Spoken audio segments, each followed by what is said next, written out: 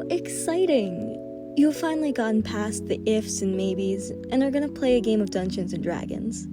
However, you see how thick the hardcover book is and the page count of the player's handbook, and now you probably regret setting aside your Friday to play something more complicated than Cones of Dunshire. Not to worry. Although the page count for the Dungeons & Dragons player handbook is somewhere in the hundreds, it's mainly to cover all the different edge cases that can come up during gameplay. The actual minute-by-minute action of Dungeons & Dragons is incredibly simple and could fit in the size of a children's book. First off, a disclaimer. The rules I will be discussing here are in the newest edition of the Player's Handbook, known as version 5.5 of Dungeons & Dragons. Some people still choose to play older editions of D&D as it may have rules or flavor that they prefer. If you're playing in someone else's game, make sure to confirm what edition you're playing before using this as a guide. Also, this role-playing game will require a character sheet. As mentioned in our intro to RPGs earlier, a character sheet has all the important information about a character like their skills and abilities. Usually, we would also release a guide to creating a character sheet, but the official Dungeons & Dragons YouTube channel and JoeCats already have amazing videos that can tell you all about that. For the sake of this video, we will assume that you've already created a character sheet using the links in the description and are ready to start playing. Without further ado, let's do this. The base game of Dungeons & Dragons sees the Dungeon Master narrating the world to a group of players. It is the Dungeon Master's job to first explain the world that the players find themselves in, and in response, the players mention any actions they wish to take, and finally the Dungeon Master responds with how the world reacts to their actions. Let's use an example from Critical Role. Matthew Mercer, the Dungeon Master, describes the scene to his players. I don't wanna... This kind of like pinkish energy swirls and sparkles into this like little toy piano. Any player character that wants to act or speak pipes up. Yeah. Can I try playing it? I'm gonna play it. Then the Dungeon Master responds with how the world reacts to their actions. It's kind of weird and material. It's not the best sound. It's not tuned well. Make a performance check. That's all well and good, but how about when a player character wants to do something difficult? Say lockpick a locked door, or slash the great battle axe on cowering enemies. In that case, the player character needs to succeed a skill check. Basically, the Dungeon Master will ask them to roll either a skill or an attribute. These can be found on your character sheet. There are 6 attributes: Strength, Dexterity, Constitution, Intelligence, Wisdom, and Charisma, and also 16 different skills. Your Dungeon Master might ask you to roll a general dexterity check, or a more specific stealth check depending on what the situation demands. In all cases, the Dungeon Master first assigns a number to the test depending on how hard the task is to succeed, ranging from 5 for mundane tasks to 30 for godlike objectives. This number is known as the test difficulty class, or DC for short. If the player chooses to continue with the action, they pick up a 20-sided die, known as a D20, and roll it. Then they look at their character sheet. A small modifier is associated with each attribute the character has. For instance, this character has a +2 to their dexterity. If this character is asked to perform a dexterity skill check, they then add this modifier to the number they roll on their D20, which gives them the final skill value for this test. If this meets or beats the number the DM set for the test DC, then they succeed. Otherwise, they fail. The DM then narrates what happens in either situation. Sometimes the DM might instead call for a specific skill check if it fits the circumstances better. If my old pal Justin wanted to blend into a crowd to avoid the Royal Militia, instead of rolling a general dexterity check, I might instead ask him to roll a stealth check, which is one of the skills on his character sheet. This works almost exactly as before, but now instead of just adding his attribute score to this test, he might also be able to add his proficiency modifier as well, depending on if his character is proficient at the task at hand. Let's say Justin is proficient at stealth. Stealth has a miniature dex icon next to its skill, which tells us to also add the dexterity attribute modifier for stealth checks. So Justin will first add his dexterity attribute, a +2, along with his proficiency bonus, which is also a +2. So in total, Justin will add a +4 to all stealth rolls before checking with the DC I have set for this test. Above your skills, there's a separate table for saving throws. These work exactly the same way as skills. You might be proficient in some, and they still use the modifier for that stat, and sometimes the proficiency to add to the roll. However, these skills are only used to resist negative effects. For example, a Constitution saving throw would be used to resist the effects of a poisonous gas. The DM can choose to spice skill checks up any way they like. Maybe there are hidden dangers, so the DM will choose to keep the DC hidden before the roll occurs. Maybe the DM decides that a player has the upper edge, or is on the back foot, rewarding them with an advantage or penalizing them with a disadvantage. Disadvantages and advantages are two of the most common types of modifier DM provides players. Advantages usually mean that the player rolls 2 d20s and takes the higher result, representing how luck is on their side. A disadvantage, in turn, would be the opposite. The DM rules that luck works against the player for this test, and they must roll 2 d20s and take the lower result. With that, we can now move on to the most exciting and probably most terrifying part of playing: the combat. If you've ever seen combat in D&D, it's probably been somewhat confusing to follow. From a newcomer's perspective, it looks like a group of nerds gathering together to excitedly file their taxes. God forbid there be multiple spellcasters at the table, as then it looks like you work at the IRS. Like before, the moment-to-moment action of D&D is actually incredibly simple. Combat starts whenever the DM feels it's necessary.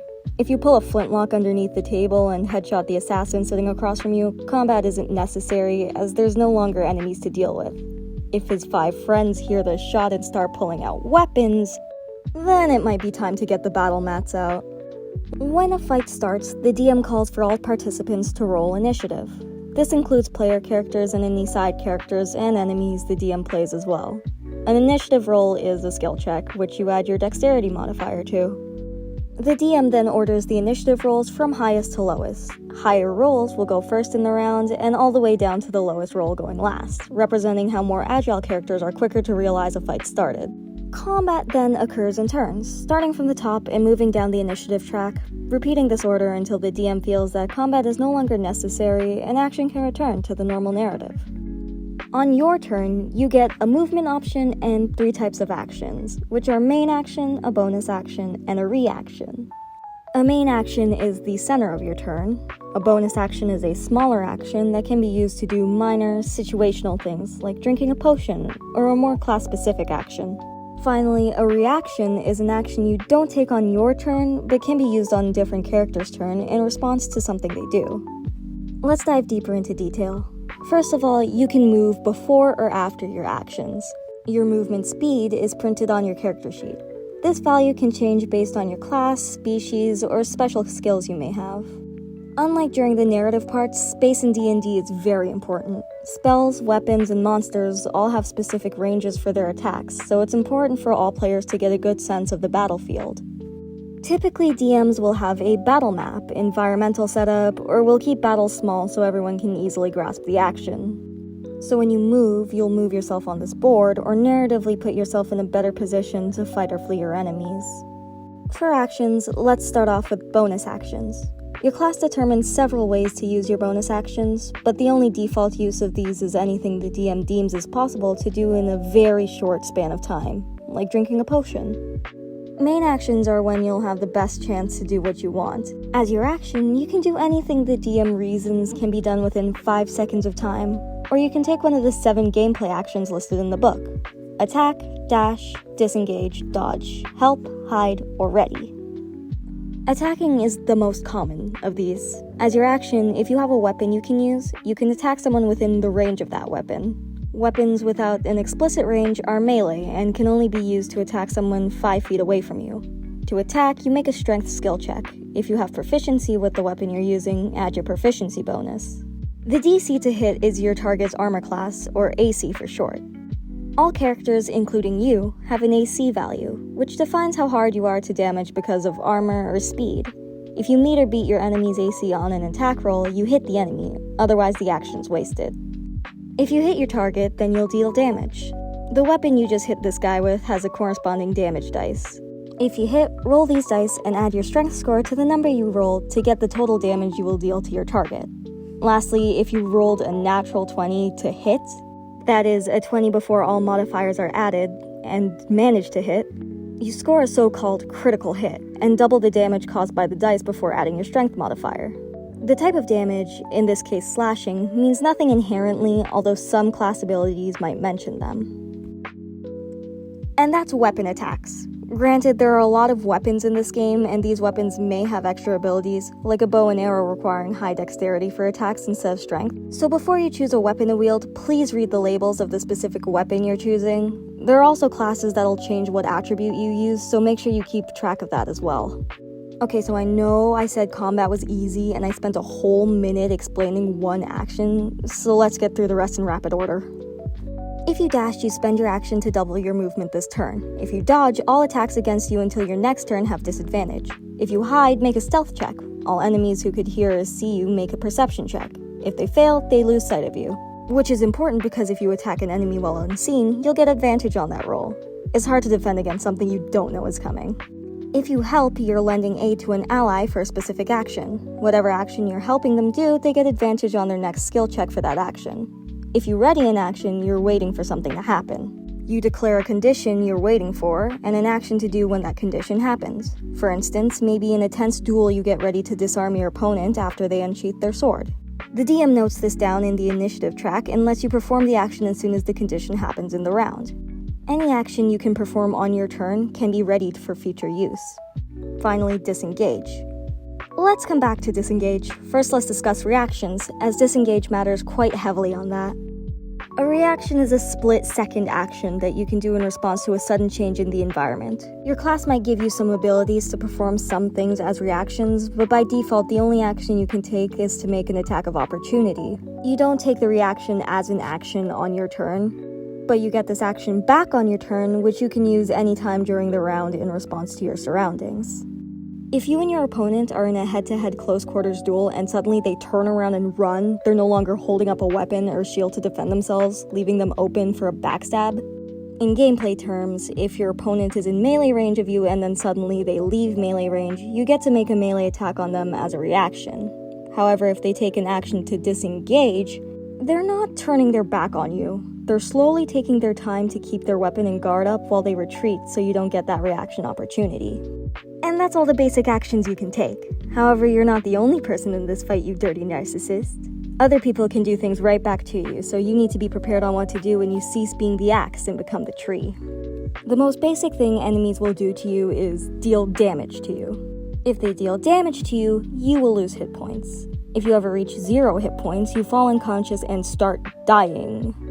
Also, if you ever take enough damage to reach your maximum hit points in the negative, you immediately die. If you fall unconscious in the first way, each of your turns becomes a death save turn. Instead of taking actions, you roll a d20. If the roll is 10 or higher, you mark that as a success. If it's 9 or lower, you mark that as a failure. If it's a 1, you mark that as 2 failures. And if it's a 20, you automatically heal 1 HP. This continues until you reach 3 successful death saves, 3 failing death saves, or you recover any health. If you take any damage while rolling death saves, you automatically fail the death save. If you roll 3 successes, you'll get up in a matter of hours with 1 health. If you roll 3 failures, your character's dead. If you ever recover health, you get back up immediately. If you've chosen to be a martial class, like Barbarian, Rogue, or Fighter, and don't use spells or magic, you can actually skip this next section, because now we're going to talk about what options spellcasters have on their turns. So skip past this next chapter if you ain't going to hear any of that nerd stuff. Hi guys. I see here that your nerd fantasy is being a nerd in a fantasy world. If you enjoy saving the day at the last second with spells that transform the world around you, spells and spellcasting will call to you like a siren song. But it will come at the cost of all this extra paperwork you're gonna have to carry. If you're a spellcaster, you will additionally need a spell sheet, something that looks like this. You will have all the spells you can cast along with how many times you can cast them. Before a fight, you will need to prepare the spells you will bring into a fight and have them written down here. For the sake of example, let's say as a sorcerer, I have these spells prepared. You will also have a number of so-called spell slots which depend on your class and level. For a 5th level sorcerer, I would have these spells and spell slots, so I would mark it down on my spell sheet like this. Now, let's get into casting. Each spell has a time it takes to cast, from a reaction to a month. As you would expect, not all of them will be useful in combat. Let's use this one for example, Magic Missile. It costs an action to cast, so I would only cast it on my turn as an action. I then fully resolve the text, dealing 1d4 damage to up to 3 enemies. As a cost to use the spell, I would also need to use a spell slot of at least the level of the spell, in this case level 1. To mark this, I just tally mark the area next to the spell slot to denote that for the rest of this fight I have used one of my level 1 spell slots. If you cast a spell, you can't cast another one until your next turn begins. Cantrips are different, as they're low-level spells that can be cast without a spell slot. Some spells might ask you to make a melee spell attack or a ranged spell attack. These work exactly the same as making a normal melee or ranged attack, except instead of strength, you add your spellcasting ability modifier, which is your spellcasting modifier plus your proficiency bonus. Your spellcasting ability is decided by your class. For me as a sorcerer, my spellcasting ability is Charisma, so I add my Charisma modifier with my proficiency modifier to get my total modifier. Other spells might ask your targets to make a saving throw against your spell save DC. Your spell save DC is 8 plus your spellcasting modifier plus your proficiency bonus, so as you get more powerful, your spells become harder to avoid and resist, as your enemies need to roll higher to not be affected by them. This fireball, for instance, will require my targets to roll a 13 on a dexterity saving throw, or take the brunt of the damage. Some spells stay active after the initial cast, like Bane, which we notice in the rulebook has an additional label of concentration. Concentration spells require constant focus to use, and unfortunately no one in D&D can multitask, so you can only concentrate on one spell at a time. Also, if you ever take damage or are discombobulated, you need to make a concentration check, a constitution saving throw against a DC of half the damage you just took, or a DC chosen by the DM in case of a stun that's not damaging. If you fail, the spell fizzles out. Lastly, you might notice the components next to spells. This is a fancy way of saying that in order to cast magic, you need to wave your arms, say the freaky deaky, and sometimes even consume materials in order to cast spells. In normal circumstances, you should be able to perform all of these, but in rare cases like casting high-level Revivify or being caught in a silence spell, you may not be able to cast certain spells. And that's the basics of magic. Again, there's a ton of different variations. The list of spells is its own chapter in the book, so there'll be some edge cases. But this should be all you need to start role-playing David Copperfield. Now, after your trigger-happy rogue shot the smuggler, leading to a massive fight in the tavern with the Smugglers Guild, you all find yourself bloodied, battered, and somehow still alive. Great! Now what? How do we recover from a fight, and most importantly, what do we get from it? First, we need to bandage those char marks and cuts. In order to heal, you will need some time to refresh and recover. If you have enough time, you can take a long rest, which is a full 8 hours of rest and relaxation without threats. If you get the time to do this, you will recover all your health and spell slots and half your hit dice. If you don't have that much time, you can take a short rest, which takes about an hour, and will see you roll as many hit dice as you would like, expending them and adding their total to your health as a way to recover health. You don't recover hit dice or spell slots on a short rest. Finally, what did we get from all this fighting? Well, on top of narrative benefits, you also get XP for all the monsters you've bested. All monsters have an XP score, which player characters get from defeating these monsters. If you get enough XP to reach the next level from the current level you're on, you level up. When you level up, you get the next level in a class of your choosing. For example, as a level 5 sorcerer, I could become a level 6 sorcerer, or even be a level 5 sorcerer and a level 1 monk. Each new level you get gives you all the associated powers and ability of that new level, which can be new and more powerful spell slots, extra actions you can perform, and a potential proficiency bonus increase. Also, each class gives you more maximum HP. When you take a level in that class, you roll the associated die, and gain that much in immediate and maximum health. And those are the very basic rules of D&D. Now, granted, a lot of people use common house rules like milestone leveling up, different homemade classes, and other fun things, but I'd recommend talking to your group to ask homebrew questions to get a sense of what you'll be playing with. Thank you for watching, and I hope this has been helpful in demystifying the arcane sheets of this game, so that you can get to work demystifying actual arcane secrets in your games. See you on the battle mats.